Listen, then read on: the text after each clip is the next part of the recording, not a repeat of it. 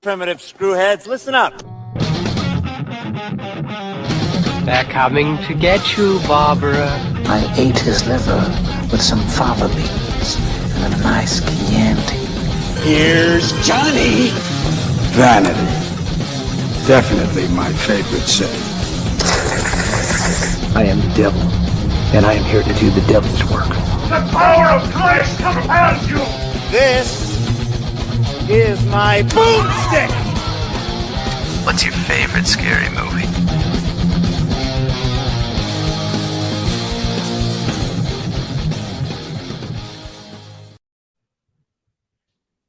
What's up, horror heads, and welcome to Shiver, a horror movie podcast. We are your hosts. I'm Daniel DeBona. And I'm David Ulloa. And we are joined by a longtime friend of the show, the guy who's now crept into most guest appearances from the breaking the tie that he had with Andy Chacon. We've got Ish from the Para Let Me Tell You podcast. Ish, how are you? I am good. See, life goal accomplished. There we go. Right? So I am now we'll the biggest co-host, yeah. And so Ish is our first guest as we come on to start off our summer movie fan fest. And what we are doing, Ish recommended that we do the movie Jeepers Creepers. Yes, so sir. strap in as we take you through our own personal house of pain. And we go over this early 2000s classic. Ish, what made you pick Jeepers Creepers, man? All right. So aside from the fact that I wanted to jump around, since you said House of Pain, right. jump around. It's still up there. I don't care. It's like 40 years old. I don't care. Absolutely. But no, there's just something about this movie. It's probably the horror movie that I've seen, if not the most, one of the most times. And I was just thinking about this earlier. I can't explain what is it about it that makes me love it so much. But then I thought, yes, I can. So I called myself a liar. I hope so, because this is an audio video. So you're explaining yourself is at the core of what this is all about. This is true. I mean, I was going to do it in interpretive dance, but that might not go over so well once it goes to the podcast. It's kind of twofold. I'm generally speaking, I'm a fan of movies that don't have a very large cast, right? I'm a big fan of like economy of characters, economy of scale, just where something feels like I've got to make do with what I've got and see how far I can take that. And then there's also the fact that the center of this movie is the relationship between the brother and sister. And so I have a younger sister, so it's not exactly the same relationship, because in this case it's older sister, younger brother. But there was one time where we were driving back from, I think it was Tampa, and we were taking down that stretch of Alligator Alley, just me and her in her car, and the gas tank was running dangerously low. So I think there's I know my car, bro. I know my car. I know, yeah. I know. Listen, this was a Daewoo. That thing could go for miles on like spit. Like it was great. But I think there's something about that. I kind of had not a similar experience to these poor characters, but you know that it takes place in Florida. This is Alligator Alley here in Florida. So there's a little bit of that too, but it's become almost weirdly like a comfort movie where I've even, I know, strange. It says a lot about me.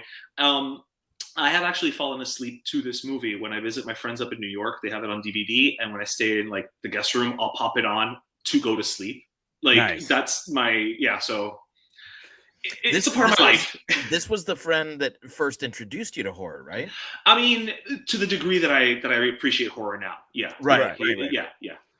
So we're going to do Jeepers Creepers. Now, Dave and I did have a discussion about this, and we do want to come off the top and just address an elephant in the room, and that is the fact that we are very aware that Victor Salva is human garbage. Like there's absolutely no other way to describe it. We're not going to waste a lot of breath explaining to you why. If you know this movie and don't know why Victor Salva is human garbage, you can Google it and read about the awfulness that is this man. But much like when we did Rosemary's Baby. Yeah, it is. But much like when we did Rosemary's Baby, we're going to separate art from artist here, and we're going to focus on just this movie at a point in time here. But it was a discussion Dave and I had to have because, he's a terrible individual. So we're going to focus on the movie, right? And not necessarily what he has to do with it. Knowing human garbage that he is, there's now when I watch it, there is a little bit of like, oh, why is that like that? Or what? Ooh, or Yeah. you know, there's certain elements, and that gets even worse with Jeepers Creepers 2. But Yes. that's a whole And other. my understanding is there was a lot of, because I didn't see it, but there was a lot of controversy around Jeepers Creepers 3. Is that Reborn? No, Oh, that's yeah. that's the reboot that they're doing Oh, now. okay. But apparently with 3, there is a storyline where one of the girls was molested by her stepdad or something like that, and someone says something to the effect of, well, you know, Oh, Dave Oh, froze. blame him, take a look. And There he yeah. goes. Oh, am I back? Yeah, you're back. Yeah, you're back. You said Oh, somebody did- said something to the effect of, and then you. Oh went. wow! What a Yeah. dramatic pause. Yeah, it Well, was. it was like dramatic Rocky pause. Horror. Yeah. Anticipation. Someone says something to the effect of, well, can you blame the guy? Take a look at her. Right. And you know, that's a big no-no. Big no-no. So, yeah. Let alone. But so as we have on occasion taken a section of the show to talk about, you know, director and writer, we're just going to focus on the movie, and we are just going to not acknowledge anything that he may have done to make it better. We're just going to look at the movie. So when we look at Jeepers Creepers, released in 2001, this is 5 years after Scream reignited the horror craze. When Scream came out, suddenly everybody was back on board. Scary movies were back, baby. And this was one that took that by the horns. So when you look at this, that's part slasher, mostly monster movie, does this movie still scare? I mean, we're looking at it 21 years later. This movie's old enough to drink. Too old for Victor Salva. Oh. I'm sorry, too soon. God. Nope. Maybe. Probably not. Nope. to take pot shots at human garbage? No, never too soon. Exactly. So does this movie still scare you? Does it hold up? Is it still something that, even if it comforts you, still strikes a little bit of fear into you? Ish, it's your movie. You start us off. All right. So does it still scare me? I'm going to say no, only because I've seen it so many times that I literally can recite the movie almost, right? But what I will say is that I still find it just as creepy and atmospheric as it was the first time around. Because, I mean, like what, maybe 10 minutes into the movie, boom, you're in. Like, that's it. Right. They set it up, and it's like, here, this is what we're going to do, and we're going to, you know, turn off. We're going to let the sun set. We're going to turn the lights down, and we're just going to have this all happen over the course of like maybe 4, 5, 6 hours. Like it's definitely this is happening. I mean, if they had almost filmed it in real time, right? Like it could have, in theory, happened. But it still just gets me. It's still an entertaining watch for me. But I don't think the scary vibe of it for me anymore. Right. What about you, Dave? So I hadn't seen this movie since right around the time that it came out. I didn't see it in theaters, but this was a Blockbuster rental for me and my friends. And I remember really enjoying it. And I still did. I feel like this is Florida's Texas Chainsaw Massacre. Yes. Oh, I never thought of that. Yeah. Yeah, you know, it's that sort of like, you know, backwoods.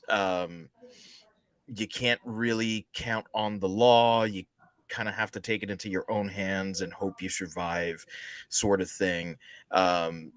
And I mean, don't get me wrong. I don't think that this is as good as Texas Chainsaw Massacre. I have gone on record multiple times saying that it's my favorite slasher movie.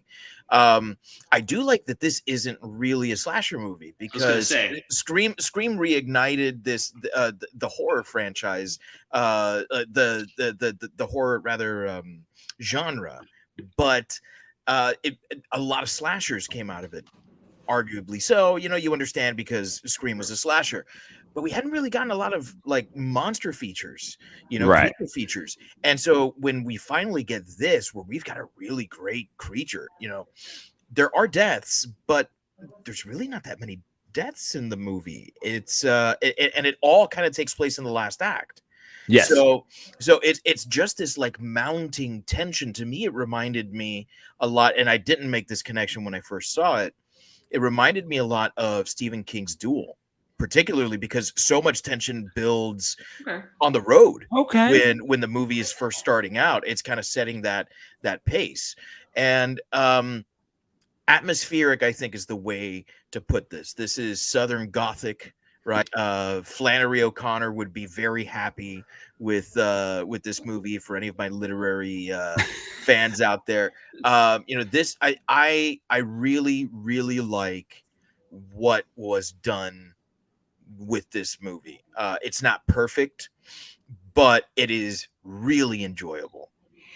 Yeah, you guys have both hit the exact word. It's atmospheric. Like there's a lot of detail put into every set piece.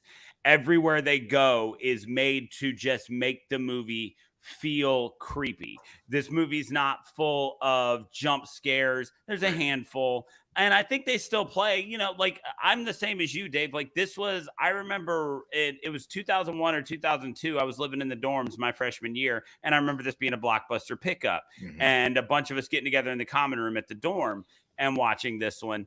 And, so now 21 years later, there were a couple moments that got me. Even though they're way oversold. Like there's never a real surprise jump scare. You know exactly when they're coming, but still a couple of them will get you. But the way that they put the effort into, like a reference in the opening, his house of pain, and the way that he's doing up the bodies and embalming them. They talk about it. I feel like petrified wood, but they still look good, and all of the effort that went into creating a modern mythos of a story. It's one thing to just be like, hey, I want to make another Dracula movie. Or a vampire movie in general. I want to do, this was 2 years after they redid Imhotep and the Mummy, right? So it's one thing to go back and take a creature that exists, but I mean, this is a monster that was built from the ground up. And so I think that in that aspect, it holds up. I feel like this is a movie that for the casual movie fan really flew under the radar, but for the horror fan, this is a pretty iconic monster at this point. I know, like I said, I knew that there were 3. I know that Reborn was a thing, and I realized it was like a reboot or whatever that they were doing.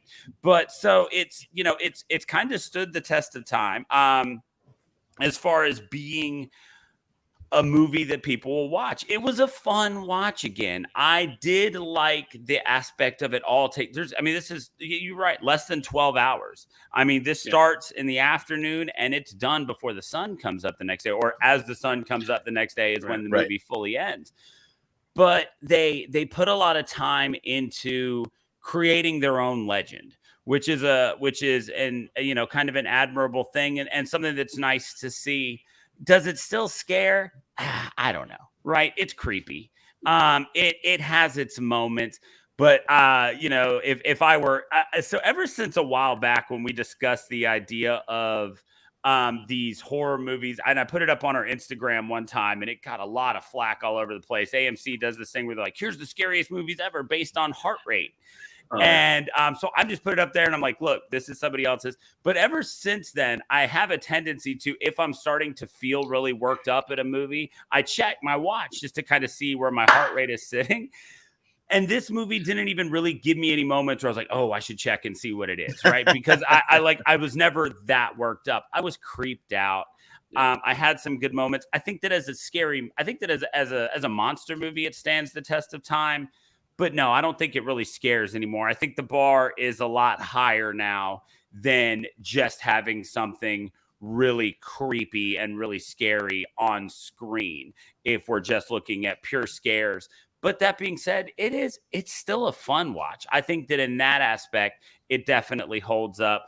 They do some great stuff, man. It's good to I know it's good to see him on the screen again. It's a 20-year-old movie, but man, it's fun to fire up a movie and see Justin Long. Where is that dude? Yeah, right. Baby Justin Long back then, right? Right. He's actually hosting a podcast now.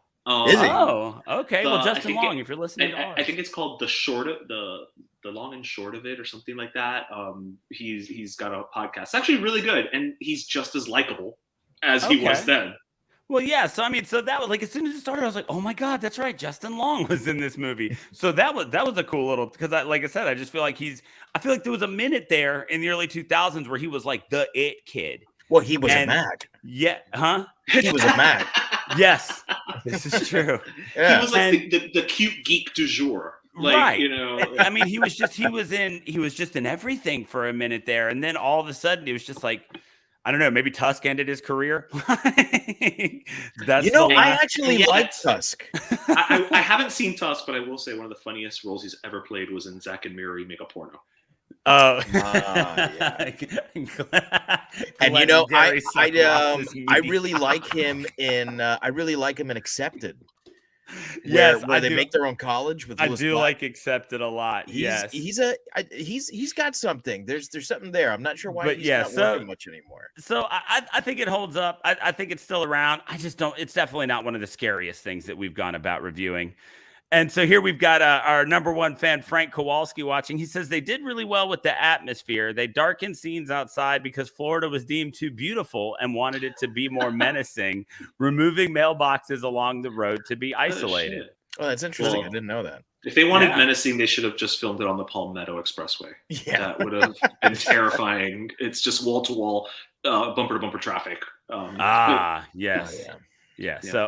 So I think that there's enough about it that it's a good pick. It's going to be fun to talk about. I just don't think it's definitely not all that scary. Yeah. And at 90 minutes, it really it keeps pace. Like I never felt there was a lull, right? There's no downtime. There's no downtime. It was a very tight 90 minutes. You know? I love the rigid expectation of like a monster scary movie hitting that 90-minute mark. Cause it's like 90 minutes, like on the dot. Yeah. And I love that as an expectation. I'm like, all right, we got time for 3 acts, make them count. This also manages, as many of the movies of this time do, it manages to be like a time capsule, because I was immediately transported back to for me what would have been high school. And I'm sorry. and I remember dressing this way and talking this way, and all my friends did too. Where we were all just basically walking Abercrombie ads, just ill-fitted jeans and t-shirts that were tight. Everything was a medium. Some of us never grew out of that. At least I had the figure back then for it. So you got the figure now too, baby girl. So anyway, you mentioned that tight story, not really much downtime in here. So it really is a very simple story, right? Yeah. People find killer try to find people, right? This is basically a tale as old as time, so it's it kind of I think is just enough story to give us horrific scenarios. Mm-hmm. These scenarios that are strung together by the story, right? Almost vignettes. So does the story and the setting, as we've talked about, this is beautiful Florida, right? Does it provide enough interest to keep you watching?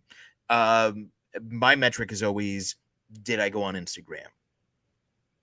So Ish, you can keep it going. All right. Well, I can't use the Instagram metric because, again, like this is my 6,012th time watching this movie, so it wasn't at the point. Like it's a little old hat for me. I think what was achieved by we know it's Florida, and obviously at this point in time, but it just seemed like it because I don't think they ever said it was Florida in the movie. I'm trying to remember back. When Dave said it was Florida's Texas Chainsaw Massacre, I was like, I didn't look up the county, so I'm going to take your word for it. There was a mention somewhere. I think if not, then it's that I read it and. Yeah, because I know they mention with regard to the mythos, the urban legend of it all, right? Well, this girl from this high school went missing and all that. I don't remember that they mentioned that it was in Florida, but what I meant by that is that by doing that and by keeping it just in this like middle of nowhere scenario, it can apply to anyone, right? Like you as far as location goes, it's about understanding the economy of what you're trying to achieve and being realistic with it. And this is just, it's shorthand. Middle of nowhere, one road in, one road out. Here's a farm, here's a church, which if you've ever driven down that West Coast corridor of Florida, which I did once because I took the wrong turn somewhere and I could not find my way back to the turnpike. It looks like that. It looks like that. Like it's literally like just church, church, church, church, bar, church, church, church. Like it really does look like that. So, I mean, again, how much of it is what I'm bringing to the table from my own experiences, but it worked for me because I've driven down that type of road and thought, if I get a flat, a Cuban gay guy in the middle of here is not going to do that. Okay, like it's just not gonna. Like I'd prefer the creeper, frankly. You know, like please, at least he's got wings. Maybe I'll see the sights. I don't know, but like, so. You know, again, but it's nice to be wanted, right? Because if he wants it, then you have something he wants. It means that clearly I'm releasing the right pheromones. Correct. And sense so driven. He is scent driven, and I mean I've been to clubs where that's the case, but we'll talk about that later. You know, it worked for me in terms of the location and in terms of the story. I think one of the things I love about the story is the simplicity. Like I think you said, Dave. Mm-hmm. It's straightforward. You know, from the beginning, it's brother and sister in a car. They see something they shouldn't. Now they got to make the decision. Should I stay or should I go? They decide to stay to figure it out. Chaos ensues, right? If you stay, there will be double. So. And if you go, you know, there will be trouble. This is why I love doing this show. One of the many reasons. But, you know, it's something that even when trying to set up the mythos, they kept it simple, right? It was just, and that's not even to mention the whole Deus Machina of the psychic, who she basically just shows up to be like, hey, that monster, every 23 years for 23 days. Yeah, and you're it. You know, click, like, it's fine. So what? I'm already asked to believe that there's this gigantic creeper monster. Why can't there be a psychic? I mean, sure. Okay, fine. Yeah, Daniel? I'm. It's interesting, right? Because story is always one of the more fascinating parts of our show because we do the occasional one. Last week we did platform, and it's like the story here is simple, but it has like a really deep message, and there's a lot you can pull out of this. And then this one is the complete opposite. It's like there's a real simple story because, yeah, we just want to put these kids in awful situations that keep you on the edge of your seat. But I think that what we got here was exactly what Ish said. It was to the point. It set up what we needed it to set up. It allowed the scenarios that we were looking for. By the way, I looked it up. Poho is a fictional county, and it's near Ocala. So by the Jeepers Creepers geography, it's near Ocala. So anyway, but so we get this story that it's really funny because there's a moment in this movie where you know I think it's a YouTube channel or something that does like how it should have ended or like something like that. Yeah, there's a moment where he goes, don't you want to go back and see why he's throwing these roped bodies wrapped in sheets covered in red spots down the hole? And it's like, if she just said no, the movie's over. The movie's over. It's like, no. This is also why the characters are white. Yeah. Because minorities don't. We don't go back. No. It's like, no, I want to go home. Because remember how the storyline a few minutes ago was how we're worried about mom? Let's go check on her. Right. And not this. But and then just like TikTok, just put in the Curb Your Enthusiasm music. Yeah, and the credits start rolling. Exactly. That's it. Movie's over. You don't hit that 90-minute mark, and you don't have a creature feature either, but you do have a movie that makes sense. Yeah, exactly. So short film. I think that the way they set it up, and like you said, Backroads in Alabama are this too, right? Just 2-lane highway, nothing but farmland, occasional church, occasional bar, and maybe a gas station that's got the old pumps, right? That like still ding every gallon or whatever. And so you get this movie that's relatable to a lot of people because, a majority of people who are going to watch this have probably lived somewhere where it doesn't take that long to get to back roads, and you can experience this. It's that Bruce Springsteen idea of small town America, right? like that's Thunder Road that they're on right now, and and so you get this story that is relatable in its simplicity. It's like, oh, okay, yeah, like a road trip with family, you're going home from college. These are things that people experience. And then just one awful thing happens. And instead of it being it's all just a waterfall effect from that one awful thing. So we get a story that serves its purpose, which is something that we come back to a lot of times with monster movies, with slasher films. It gets us from A to B. It does it succinctly. So I think we've got a solid little bit of story here. Yeah.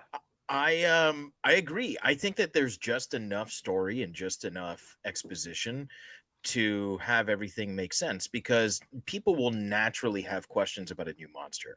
When you have a new Dracula movie, as you said, you don't have to explain Dracula anymore, but you did need to back in 1930 when the original Dracula came out.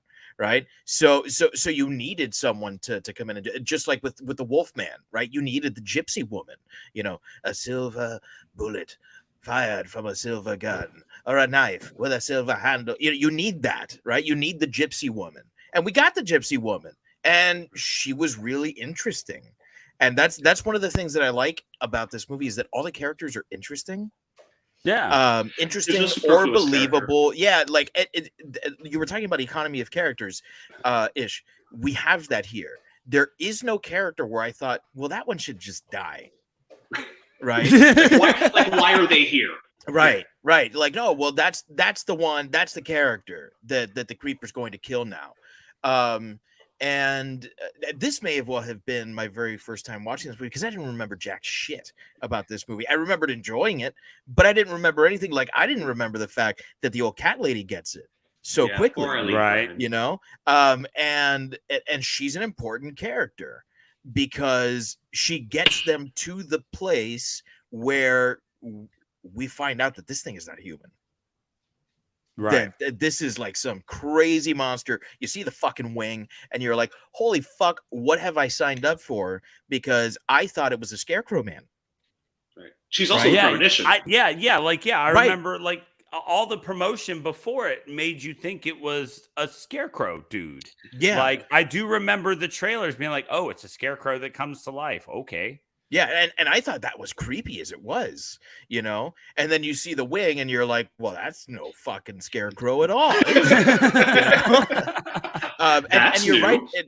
And it does serve the point of making the psychic matter, because now when he's gotten that phone call and she's like, have you seen the cats? Are you with the cats? Like that starts to make sense now. So when they see each other, it's like, oh man, you're the fucking lady. You're the one who's either going to get me killed or is going to save my life, right? And I do really love that moment. It's a really tense moment towards the end when he says, when Justin Long says, who hears the song? Who hears Jeepers Creepers? That scene got me.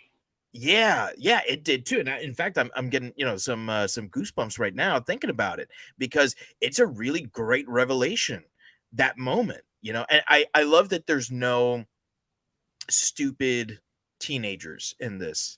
And oftentimes I feel like these sort of movies, very often stupid teenagers are just the way to kind of get to the next kill. And because we don't have that, you do have that delayed gratification where every kill does seem great.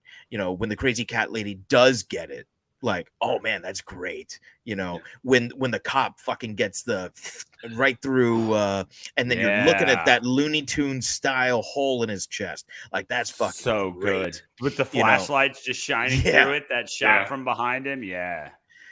I was actually getting in that scene in the police station. I don't know how many of you have seen the original Assault on Precinct 13, John Carpenter's first film, where like all the power goes off, and they're just getting attacked by this fucking crazy gang. That's what this felt like to me. And I was like, damn, are they drawing on Carpenter here? Maybe. I don't know. There might be homages. But yeah, that to me, it really very much felt that way, where there were pulling from those 70s horror movies, thrillers like Texas Chainsaw, where death is just around the corner, where the atmosphere, as it were, because the creeper is just as much a part of the countryside as anything else, right? I mean, he's hiding in plain sight, and yet not one person in that diner, who I assume that entire population has lived there their entire life, did they all just move there 23 years ago? Like, because that's the one big plot hole that I have here, right? Because we're talking a small town where traditionally generations have lived there, right? You mean to tell me generations have lived here and nobody has heard of this happening every 23 years for 23? Because it's not even like happens for one day. This happens for it's like a period. It happens for almost like 30 days, right? Like it's, and nobody has heard, anything. And they all seem genuinely shocked. And it's like, there's some old ass people in that diner. Yeah, I think that's purposeful, actually. Because the way that I read that was, this is like a curse that they feel their town has, and they may not know who the creeper is or what he looks like, but they know that there's this supernatural thing that happens in their town, where every 23 years shit's gonna get fucked up. You think people who have been and so I think they kind of just like, oh, okay, so some new guy stumbled upon it, and then everyone just kind of turns around and goes about their business. You think the people who have been there since the last one are like jealous? Like, I've been here for 40 fucking years. This dude just drives through one day, and this is what is wrong with me? What did I do wrong? Been driving this strip of highway every day for 40 years. Oh, I know the church, but fuck you. It's because you use Jean Nette, Helen. That's why. He's not into it. So there's a phrase that you used early on, Ish, the economy of characters. So when we're looking at here is a very tight cast. Now, I am going to say, as we get into this, let's look at human characters. Let's save the creeper for his own little segment. But so as we're looking at the human characters, one thing that's really notable here is we get away from this idea of the boyfriend, girlfriend, the husband, wife, the couple. We get to a familial relationship that gets into this situation. And so it gives us a different dynamic here that allows the movie to carry on in a different way. So when you look at the idea of siblings that are presented as not like best of friend siblings, just siblings that have always existed together, how does that duo carry us as the core of this movie? Go ahead, Ish. I think it's absolutely the right decision, and it's absolutely perfect because, like you were saying, it's not a romantic relationship, right? And let's face it, how many times haven't we been watching a horror movie where it's a boyfriend, girlfriend, or whatever, and just thought to ourselves, why are you with this ass? Like, they're just so fucking stupid and annoying, and like, but by having it be siblings, right? It's like, well, why are you with them? Well, it's my brother. Yeah, that's why. Like, so it's, you know what I mean? Like, you don't question why they're together, right? It's like, why? Because there's one car, they're on their way home. Like, it's very simplistic, and I love, again, it's the shorthand of it all, right? Why does it become so dire and so, because it's brother and sister, right? Like, it's a familial bond, which for the most part, if you have a strong family relationship, you would understand that connection, that bond. And further to that, what I love is that they flipped it and made her the older sibling. Right. Because traditionally, traditionally it would be the older brother who always has to look out for the younger sibling, or, and by making it her, it really does add a different element where he is almost becoming the damsel in distress. Complete with the rose tattoo on his belly button. Yeah. Can we talk about that rose tattoo? Let's talk about that rose tattoo, because I think that at a bare minimum it means that Derry is bi. Because Happy Pride Month. Happy Pride Month. Because at the very minimum, like, he's got a rose tattoo on his belly button in a way that nobody, even most gay men that I know, wouldn't have that tattoo. And then he's running around in a crop top because it was torn, but it was a crop top nonetheless. Like, you know what, Derry, thank you for being part of the LGBTQ population. I am canonically, retroactively making him part of the community. I'm pretty sure that, like, I don't know if this went, because it hasn't been talked about, but it had to have been in Justin Long's head when he played the character, right? Well, they don't give him any lines where he says that he was she was dating someone, a guy, right, and they broke up, and that's why they came Poli-sci together. guy. Poli-sci guy, yeah. But I don't really remember any lines of dialogue where he explicitly says even something like, yeah, all the chicks on campus or anything like that. And it doesn't matter, right? It ultimately, it doesn't matter because that's not what this movie's about. But again, I'm just going to retroactively, canonically welcome Justin Long into the community as far as Derry's concerned, and have at it. It takes a special kind of man to pull off that belly button tattoo, man. Like you've either got to own it and it's a statement, or you've got to look like Dave Bautista and be like, yeah, what are you gonna say about it? I got a tattoo come around at me. my belly button. Come at me. I got 12. I got a dozen roses around my belly button. Like, fuck you. Yeah. So I don't think you're wrong. Or you could just have a really flat stomach like Justin Long did, like most of us did in our 20s. But yeah, it's who was that so sad? Not this right guy, here. Chief. Yeah, no. Yeah, sad. Well, Any flatness I've got is new. It was flatter than when, mine was straight up flat, and now I'm just straight up fat. So. No, I dropped the L and put on some LBs. No, you're voluptuous. Or as my older son is referring to our younger son, he's curvy. He's curvy. Yes, he's curvy. Yes. Listen, Marilyn Monroe was a pretty curvy lady, and nobody. Yes, she was. But back to Derry and Trish.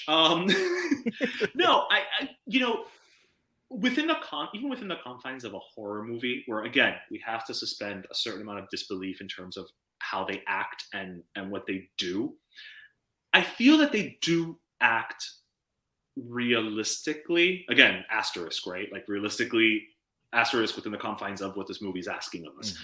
Because when she runs him over, she backs up and runs him over, and backs up and runs him over, like 4 or 5 times. And but that's a genuine, like, that's a real, quote unquote, real world response, right? Like she says, they're never dead. And bam, she backs up over him and again and again and again until he tells her, like, enough, like, that's it. That's a realistic approach to that scenario. Again, that moment puts him, the damsel in distress, because he's like, hit him, go. Like, he's ready to bolt. Like, because they've hit him one time, and she's the one who steps up and is like, no. And just, forward, backward. Right. Like, she's the one feeling that testosterone rage, if you will. Dave, what do you think about the two of them? I think that it was the right move to make them brother and sister for all the reasons that Ish said, but also because I don't think the dialogue in this movie is particularly good. And it's one of the faults that the movie has.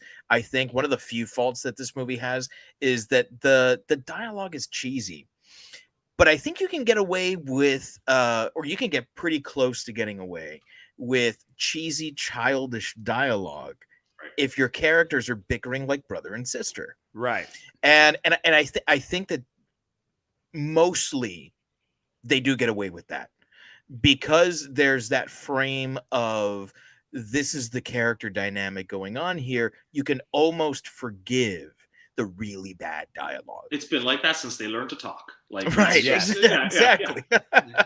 So, because the things that they speak about and the way that they respond to one another seems very natural. It's just that the actual words that they're saying are poorly scripted. Right. Well, it's like the dumb road trip games, where like looking for the license plates and screaming them out, or when they're going back and forth with the insults, and eventually she wins because he says butt kicker or something, and she had already said ass liquor or something, and she was like, repeat. It's like that is the way that I communicate with my brother when we've been on the road for a long time. Yes, and my parents used to take my siblings and me on road trips every summer. They had this big RV, and every summer we'd pack in and we'd just go to a different part of the country. And my eldest sister, who's a year and a half younger than I am, Lisa, who was on here for Final Girls, she and I, when we were younger, would bicker very much like this. And so for me, it was like a very real there you go. Yeah. So like if you have, I think particularly for brother sister dynamic, there's that, like, because I love you, but I also kind of hate you. And I don't learn how to not hate you until later. Right. Certainly by their age, I had already learned to not hate my sister. So I do think they're a little old for the way that they behave. But I don't think they hated each other. I think they just were. It was just like you fall into that routine of like bickering, and nobody can piss you off like your sibling. That is true. Right. And we don't know how long they'd been in the car for, because if they've been driving for 2 days, that's an extended period of time. Anyone will get on your nerves if you've been driving for that long. So I think that this really small scale movie works because they're brother and sister, and I think it does a really good job of hiding some of the drawbacks of the movie. And I think also the other major players here, like the police officer, the sexy police officer, right? I think he was well cast. He does a good job at being, good cop. He kind of listens and does his job. He gets he gets his head cut off real well. Stripper cop. That's what they call it, stripper cop. They actually asked him, little known fact, to audition the head cutting in his auditions, and he was able to put it back on. It was impressive, this man. Yeah, that's why he does it so well. It's a lost art. The psychic, I thought, played that part really, really well. But again, I do think there is a cheesiness there throughout this whole thing. To me, it felt almost like an extended episode of what's the show? Full House. No, not Full House. On a very special episode of Full House. No, we did Demon Tales from the Crypt. Tales from the Crypt. Wow, that was one hell of a fucking brain fart that I forgot Tales from the Crypt. It felt almost like an extended Tales from the Crypt episode. Because Tales from the Crypt had incredible special effects, great actors, and it was just a little cheesy because that's the style they were going for, right? And so for me, I think it works even with the cheesiness. Do I sometimes laugh, or chuckle at the incredible fucking craziness of what was just said? Yes, but I think the characters were good enough. And certainly the brother and sister, that really works. I think that the reason that they did it that way is exactly everything that we're hitting on, right? I think that it allows for moments like when she's holding him in the pipe and the rats scare her and scare him, and and he slides down. You get that moment where it's not like if it were a couple like, oh my God, babe, are you okay? It's immediately him hitting the ground and be like, hey, what the hell? Like, you were supposed to hold on to me, there's no like love loss over it. It's just like, damn it. Like, I finally decided to trust you. And now it's just like it's always been, and she's thinking to herself, oh fuck, what am I going to tell mom? Because it's just there. Yeah, and so we get those moments that really are because Ish, I didn't even think about it until you said it, but you're right. So often when you see those couples, because you need somebody to kind of just be a jerk, You know, like you get those couples, you're like, oh my God, really? Like still, how good is you know, the sex? I mean, yeah, come on. like exactly. Like this guy, this girl, somebody in this relationship is awful. Like I don't understand. I get that you have to fill tropes, but it just, this relationship makes no sense. But now, yeah, it doesn't matter how terrible they are because they're together because of blood. You know, like that's the way it has to be. So we get these two people who can interact like that in a believable way. But then you were talking earlier about that moment when he freaks out and he's like, who hears Jeepers Creepers? Not long after that is when the creepers got her, you know, by the throat, and he's screaming, you know, or got him by the throat, excuse me, and she's screaming, take me instead, you know. And it's not just the heroic, like, you know, I love you so much, you know, it is that, but it's your family, and I'm willing to lay down for family. So it makes more sense, because if you'd had just a boyfriend girlfriend that had been bickering and been awful to each other this whole time, it's a very drastic change in character to suddenly have somebody try to sacrifice their own life for the other one in the relationship. That moment is that thing that everybody who has siblings has, which is, I can beat up my little brother. I can talk shit to my little brother. I can do these things. It's but a very real thing. Only me. You know, that's something that anybody with siblings can relate to. And yeah, me and my brother have, you know, we have physically, you know, fist fought, and we spend 50% of the time that we spend texting, roasting each other. But in that situation, yeah, no. I get to put my brother in a headlock and fly out a barred window with him. Not you. You have not earned that right. That's right. I'm the one who's put up with them all these years. That's my move. So it makes it all more realistic, and for what this movie can be realistically, but it makes those characters more real. It makes them more relatable, and it makes it a more fun romp of a movie. Yeah, I mean, even in the term of relatable, you know, let's go back to the psychic for a minute, because she's essentially the third lead. I mean, at the end of the day, right? I think she's billed that way too. I would assume, I would hope. Let me put it that way. Yeah. She plays that role perfectly, in the sense that I think other people might have overplayed it a little bit. Like they may have over histrionicized it and been like, no, I don't see. She really, especially in that last scene, which apparently had to be rewritten while they were filming, and so a lot of that final scene is actually ad-libbed between the three leads, because they were running out of money, and so they had to reshoot the ending of the movie, rewrite and then shoot it. You know, she really at that moment looks like she is struggling. Like there's an internal struggle with her of, I want to help, I can't help.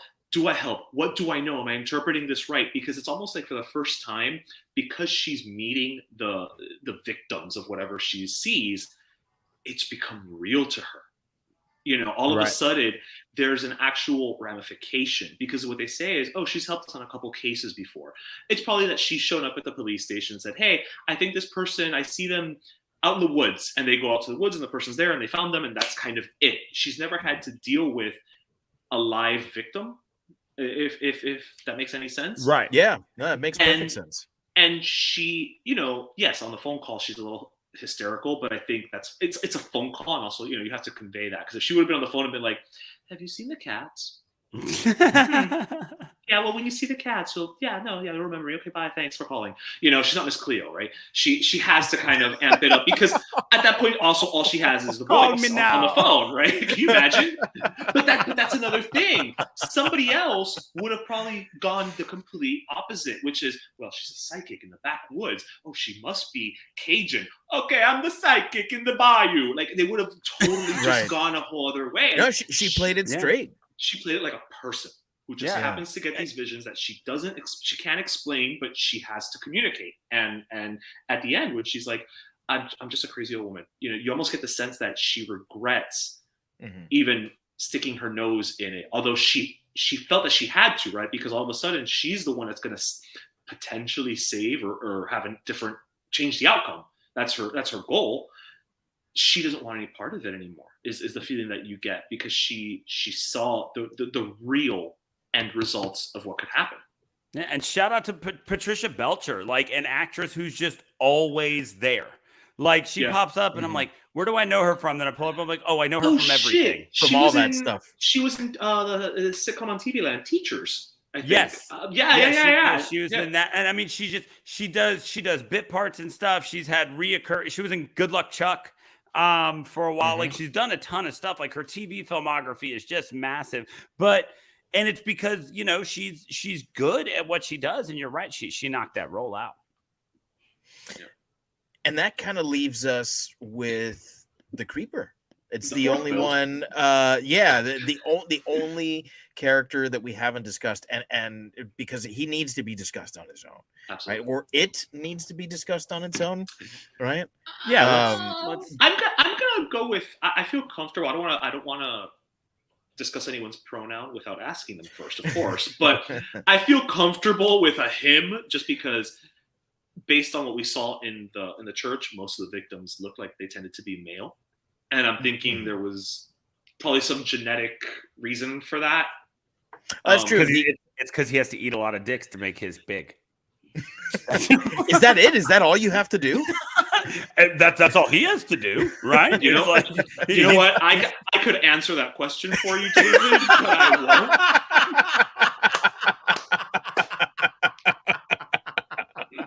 won't. Oh man, I won't. Oh man. Thanks for tuning into Shiver, an anatomy podcast. So we touched briefly upon how a mythology is built here. And this is like one movie. I don't know that Salva had any intention of this being any more than just one movie when he first did this. Jeepers Creepers 2 came out very shortly after this, I think within 2 years. Yeah. It was back in theaters. But this initial film, it feels like there is right here everything you need to know about the Creeper. In fact, I've never seen 2 or 3, and I watched 2 after 1 yesterday. So is it worth the watch? So I'm gonna go with a big no. Okay. But okay, here's the thing. I wouldn't recommend it to other people, but I would recommend it to you guys. Only because I think that if you enjoyed part 1, but you think part 1 is a little flawed, and then you watch part 2, I think you'll have a greater appreciation for part 1. Nice. Okay. Because I feel like part 2, again, the rules of the sequel, right? More. You have to build, you have to expand. And I think that obviously it has to do that, but it does it at the expense of what I think made part 1 special. Okay. All right. In that case, I will not watch. But what I like about part 1 is that there is so much mythology here, right? And in one movie, you have one of the most iconic horror movie characters of the 20th century. Yeah. And that is no small feat, right? So 21 years later, is the Creeper still an effective movie monster, a horror killer? Is it still scary? Right, the movie itself, we've said, is not particularly scary, but is the Creeper scary? I would say yes, for several reasons. One, because especially in part 1, you don't really see him. Right, he's covered really for most of the movie. He's got the trench coat, he's got the hat, the wide brim hat, and then when you do get finally the reveal, right, like at the end of the movie where he shows the whole face, it's like Predator on steroids, and it's it's effective because of that, right? Because all of a sudden, oh shit, it's a monster. Like there's something more here. Right. Up until that point, it's a monster, but he, at the risk of being like Miss Swan, right? He looks like a man. He's killed with an axe the first time that we see big him kill. Ass axe. Yeah. Yes. I mean, but he hasn't done anything. I mean, you can make the argument has done supernatural things by virtue of just the existence, but he hasn't flown. up until the point where she runs him over, you didn't even know he had wings. Right. Like that thing flies up and it's like, oh shit, he could fly. Why does he have a truck? That's a question for another day. But it's especially nowadays, gas is way expensive. Creeper, just fly. Just fly, But man. what I will say also is he so scary? I think the fact that, and I know nowadays everything is IP and let's just reboot and reboot. But the fact that they are going back to the well, I think speaks to how scary the visual is. They'll probably tweak it and update it the way that they made Freddy Krueger look like some type of rejected cat in the reboot. but there's something there. There's a again creep factor, right? Like Jeepers Creepers. There's a creep factor to it that I think is still visually very, very impactful, especially the way it's doled out in the movie. Yeah, I think that he's scary for all of those reasons. I think that one reason that he's scary, we get something out of him that we don't always get out of a monster, and that is when they roll. If you're a D&D guy, when they rolled the creeper, they put their 18 in dexterity. Like, this dude can move. Like, the first time they go to hit him with the car, and he just kind of like flips up over it and like runs across the hood. And I mean, like, he's not just this big hulking thing. He is, but he moves like he's not. And that's really scary. Also, he's extremely well armed. Like, on top of the fact that he's got, like I said, just this huge ass axe that he just whips out of this trench coat to behead this cop. When they hit him with the car and he goes flying apparently a ridiculous distance into the air, because it takes him a long time to come down and smash down on that car. But while we're waiting, what's a big trench coat? There's drag that's created. That's true. That's true. Air pockets. While we're waiting on the inevitable, creeper to drop, we watch just an armament fall onto the vehicle. It's like knives and just all this stuff that he apparently just keeps in his trench coat all the time, which is a welcome change from just having that one iconic weapon. It's like, no, this dude he just kills indiscriminately with whatever he can get his hands on, and then he eats you, which, we get this other real cool part of the mythos, which is that he has to eat and replace his body parts. That's how he stays alive. We see that when she runs him over, it messes up his hand and his foot really bad. So when we eventually see him in the police station and he's eating that prisoner, you see that the very first things he did was tear off the prisoner's hand and foot, because that's what he needed to regenerate. She said at one point he's eaten too many hearts for his to stop beating. Before not that he ever really talks or anything, but we watch him eat somebody's tongue, and the whole point, he's got these glassed over eyes until he finally gets a hold of Justin Long's eyes. That's why it's the Jeepers Creepers. Where'd you get those peepers? He's after his eyes. For whatever reason, Justin Long's fear response triggered his, ooh, that boy got pretty eyes. Like, that's... He got that by smelling his underwear. Yes. Again, things I could share with you boys. But anyway, And so you get this monster who is very scary because he's fearless. He is absolutely fearless. He's also driven by a need. It's not just a random, like, I'm a serial killer because you're my type or whatever. It makes it scarier. Yeah, it's like, I smelled your fear, I sniffed your underwear, and I need your eyes. And so I don't care that I've got to go into a locked police station to get them. Like, I'm going to go get them. And yeah, that's scary. There was this really great moment before we ever really see his face that is equally terrifying and funny. And it's my favorite shot in the movie. It's after he beheads the cop and they realize, and he comes out of the car and he's walking and he picks up the cop's head. And the billboard behind him is for like a meat or something. And it just says, tastes so darn good. And then he sits there and eats the tongue out of the cop's head after licking it. Like, it's such a beautifully, it's this really great shot where it's like, tastes so good. And then you're watching him eat a human's head. And that's scary, right? Like when you can juxtapose this hilarious billboard with something like that and you're still scared kind of in that moment, or you're still presented with something that's terrifying, the way the tongue like stretches out of the mouth while he's eating, that stuff is still scary. He's a bizarre creation that, like I said at the top, he's a ground up build. He's not just some evolution of the zombie or of the mummy or of the vampire. This is a guy that was like, I want to put my stamp on the monster movie, and I want to create something that's going to hang around. And like we said, what you said, Jeepers Creepers 2 was 2 or 3 years after. Then it was over 10 years before the third one. And the third now one came out, I think, during the pandemic. Yeah, and then now we've got Reborn, which according to the wikis in post-production right now. So it's obviously still around. Like Ish said, they're going back to the well. And so I definitely think he has staying power. I think that we get a monster that if you've seen this movie, you're always going to remember what the creeper looks like. Yeah. For me, I think what scares me most about it is this idea that it's ancient. Things that are old, scary, right? Old is scary. And you it's the reason why we don't like going to old folks' homes, right? Part of it is that we're reminded of our own mortality, but also and part of it is the smell.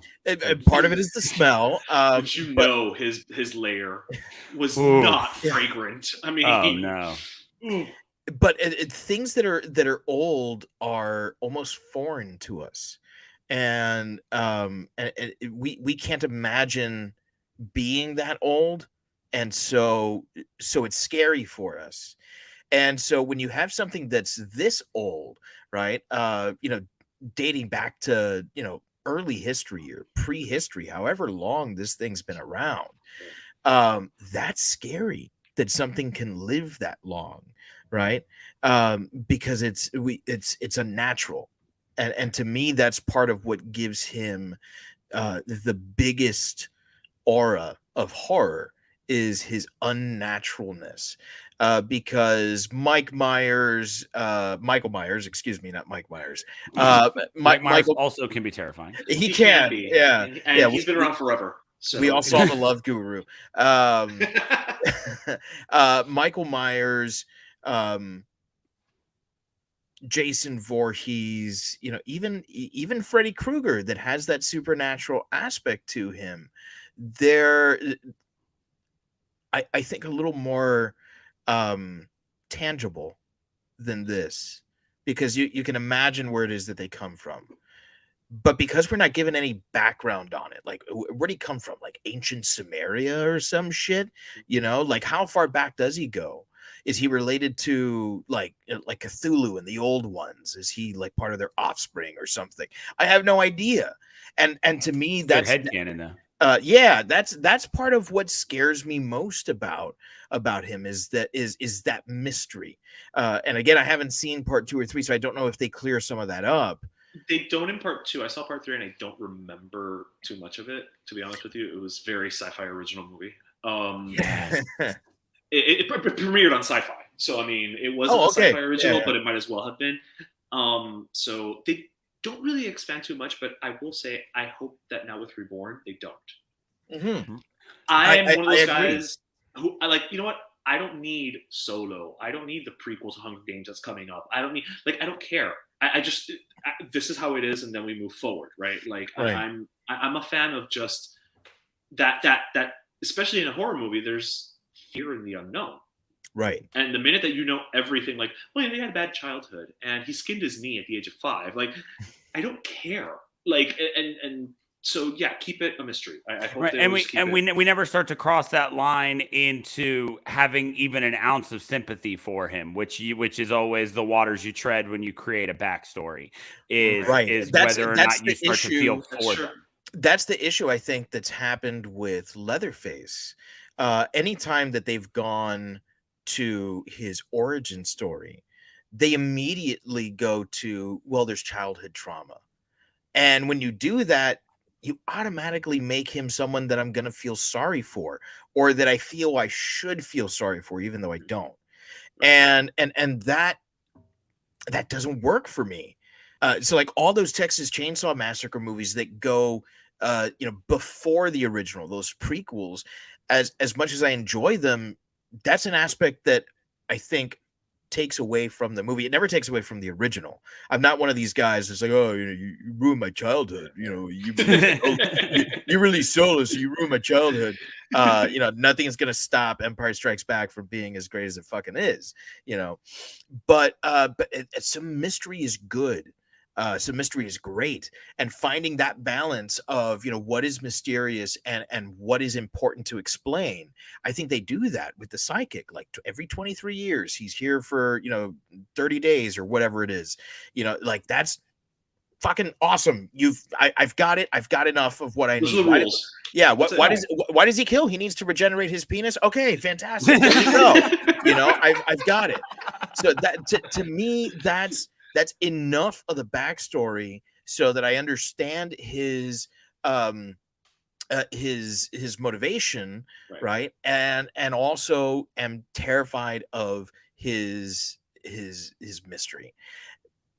But I do like that there's some humor around him as well, which is really difficult to do.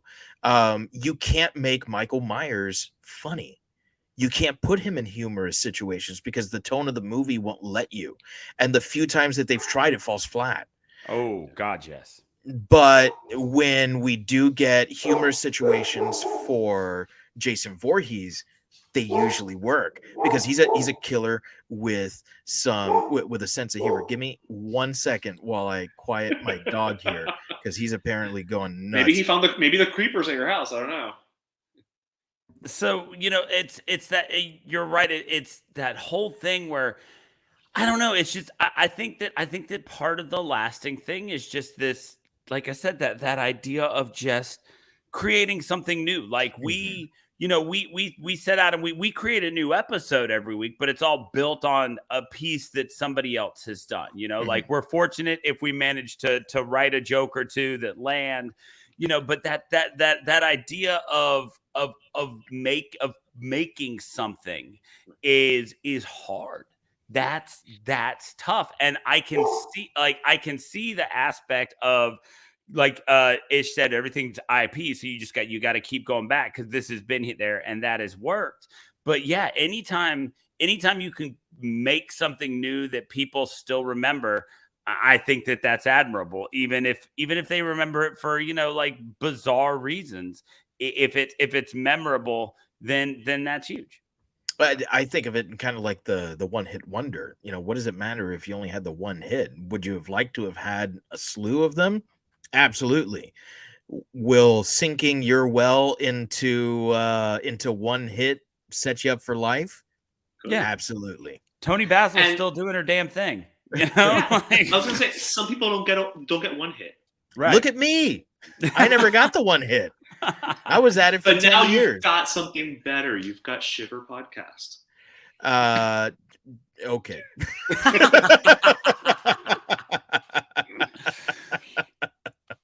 Oh boy. So this brings us to the point in the show where we finally have to sit down and we have to rate the movie. So if you're new to the podcast or if you just need a quick refresher, we don't think it's fair to rate all movies on the same scale, as that would be comparing movies that are vastly different. So we like to create a unique rating system for every movie that we review. And we're going to do something new here.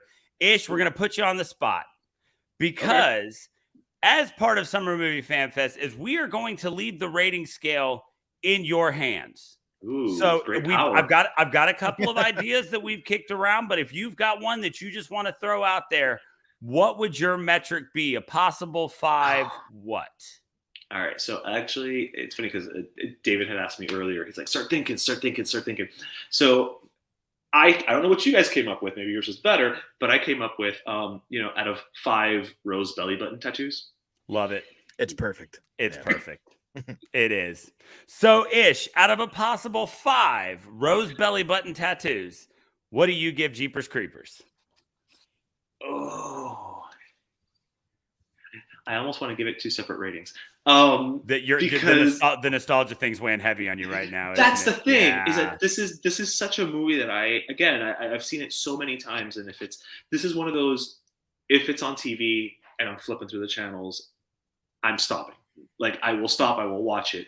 There are times, like I said, when I'm visiting my friends, can't fall asleep, pop it in the DVR and go. Like, so this is the most bizarre version of comfort food, but it is for me, ironically, because this is about a guy who goes around eating people. So I'm gonna kind of split the difference. I'm gonna try to be objective, and I'm gonna go with like a 4.5. Okay. Because I recognize that it's not a perfect movie. It has flaws. It has, like I said earlier, like, really, townspeople, this is happening every 23 years, and not a damn one of you is like, I don't know, there was a guy checking your laundry. Like, no, bitch, you know who that was. Like, give me a break, okay? I also have questions in terms of, like, if, okay, he smelled him, he wanted him, but what's his parameter, right? Like, how far can he go? Like, if he leaves the county, does he just be like, oh, it's so far, I'm not going to go after him? Like, so he's out of my jurisdiction. He's out of my jurisdiction. I guess that's the next county over is Creeper. Yeah, right, like, is there more than one Creeper? And they're all extremely territorial. Can you imagine the Council of Creepers? Like on What We Do in the Shadows? Yes, exactly. Yeah. Now, Bob, you were not supposed to go into Gerald's County. Jeepers Creepers 4, Turf War. It is the most supernatural version of the Warriors you've ever seen. All in for the roller skating creepers. Creepers, come out and eat. If this is not the plot to part 4, I want no part of it, damn it. Exactly. But again, so that's my 4.5, because I still have all these, like, you can always nitpick a movie, right? There's always something to poke holes at.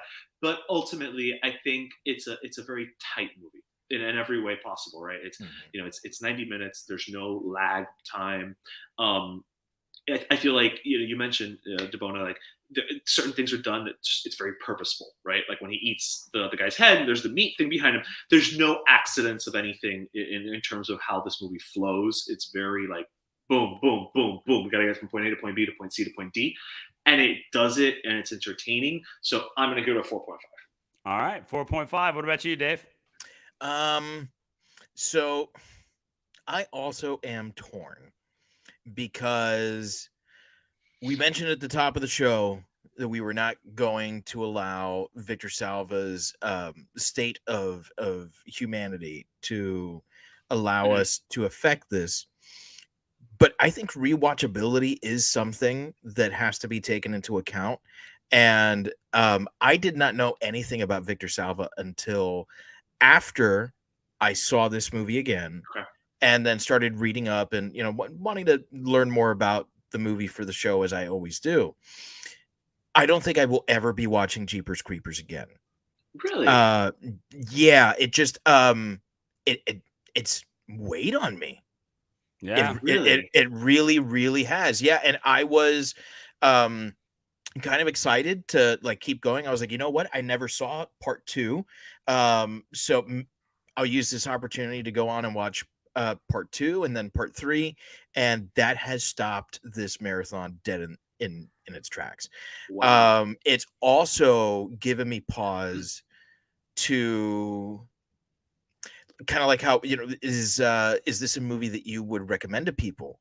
And on its own merit, yes, absolutely, because I think this is a really enjoyable movie from a time when I was old enough to really appreciate the kind of humor that's in these movies, and I love it for that.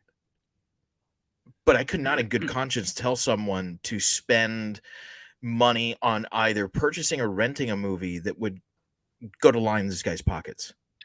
I saw it on YouTube. I wish I had. I wish I had, because I told Debona, I'm like, this isn't streaming anywhere. Like, you know what? I'll just buy 2 weeks ago. Yeah, I was like, I'll buy it on iTunes, and he's got access to my iTunes. Like, that way you can just watch it there too, instead of both of us having to rent a movie. I feel like a fucking schmuck now because there's $15 that I just gave, well, Apple, I'm sure Victor's going to see some of it. Yeah, but I mean, a buck. I mean, I can't imagine his net contract is that high. So I'm struggling here because I don't want to give the movie less than what it deserves, but I think that has to be taken into account. You know what? I said my piece there. And okay, so that's what it is. I'm never going to recommend this movie to someone if they're going to pay. So I never advocate for this. Fucking stream the fuck out of this movie in any one of those like pirated websites.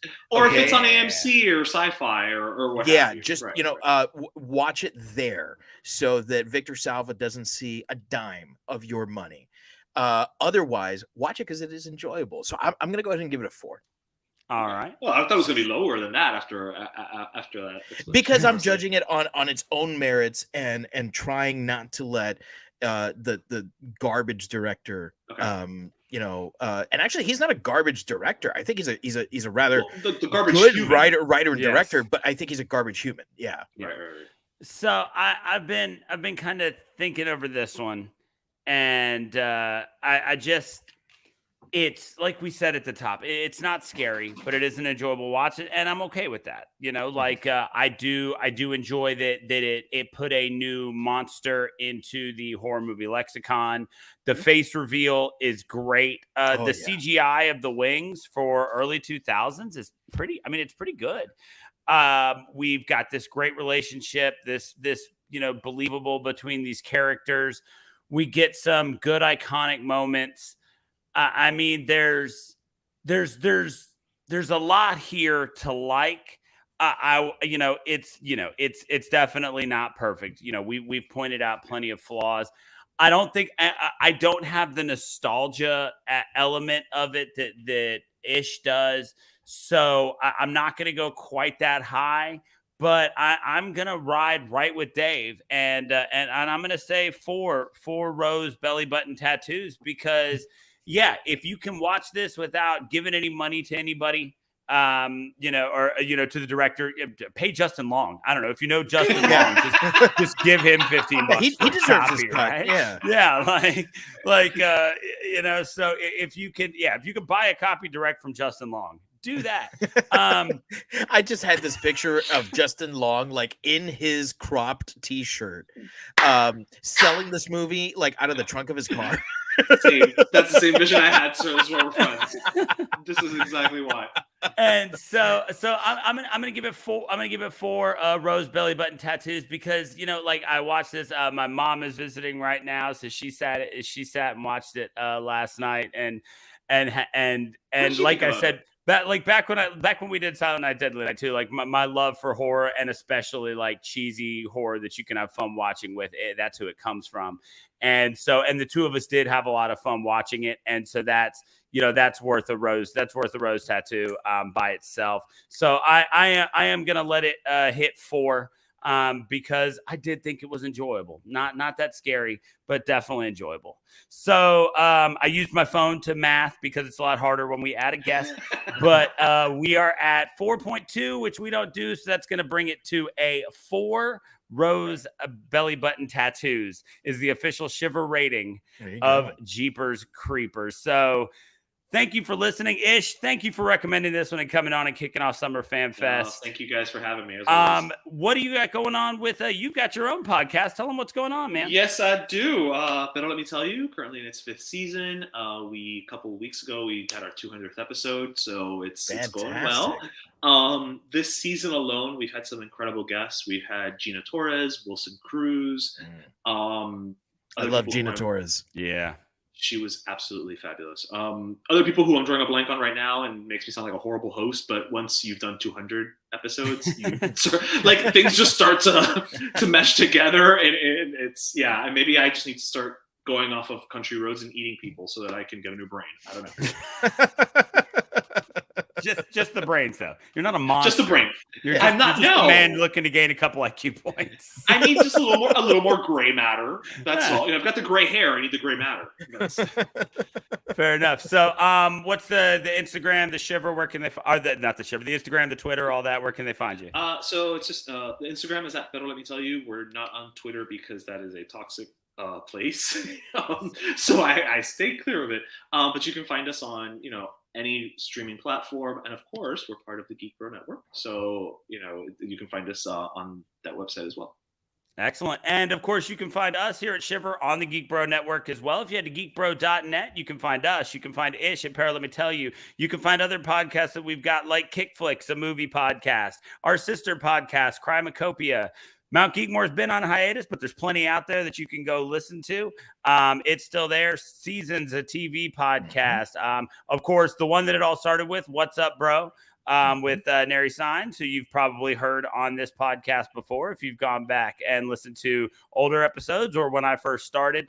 All of that can be found at geekbro.net, or you can head to shiverpod.com, which will take you specifically to our part of geekbro.net. Also, don't forget to please, however you listen to us, iHeart, Apple, Spotify, drop us a review, maybe a rating. We'd love to hear from you. And speaking of hearing from you, Ish, like I said at the top, is our first guest in our Summer Movie Fan Fest.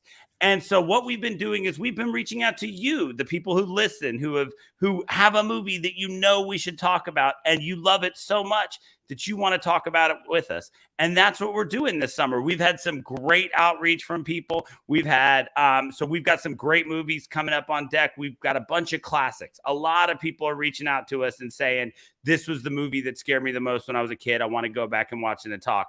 We're so far looking at doing Puppet Master, Stephen King's Silver Bullet, the original Child's Play. And so we've definitely got Shadow of the Vampire is the other one that we've got coming up. We've got Evil Dead 2, but it might kind of slide out of the summer. The fan who wants to do that one wants to use it to promote something that might come out in the fall. So we might end up pushing that one a little bit. But Is it Bruce Campbell? It is not, unfortunately. Boy, I wish. Yeah, like I'm gonna reach out to him. We'll go 4. I'm sure that I'm sure that my buddy Michael Kill would lose his shit if I was like, cool, we're gonna be on for Evil Dead 2, and Bruce Campbell said he'd be there, so it's no big deal. It's whatever. But anyway, we appreciate everybody who listens, who reaches out to us, who communicates with us, shares all our stuff. All of that means the world to us. We have got some great Instagram interactions here lately. Shout out to the Attic Review, who's been real big on liking our stuff. We've been communicating with them a lot. A lot of great podcasts out there have tossed us some likes and some follows on Instagram. We appreciate all of you so much. Thank you. Absolutely. So on behalf of all of us here at Shiver, fright you very much.